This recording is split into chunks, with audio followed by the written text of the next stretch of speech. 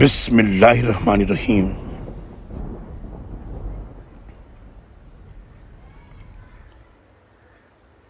لوگ آپ سے کلالہ کے متعلق فتویٰ پوچھتے ہیں، آپ کہیے کہ اللہ یہ فتویٰ دیتا ہے کہ اگر کوئی شخص لاولد مر جائے اور اس کی ایک بہن ہی ہو تو اسے ترکے کا نصف ملے گا، اور اگر کلالہ عورت ہو تو اس کا بھائی اس کا وارث ہوگا، اور اگر بہنیں دو ہوں تو ان کو ترکے کا 2/3 ملے گا،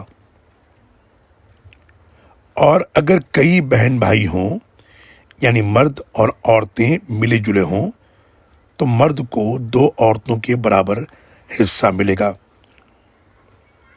اللہ تمہارے لیے یہ وضاحت اس لیے کرتا ہے کہ تم بھٹکتے نہ پھرو، اور اللہ ہر چیز کو جاننے والا ہے۔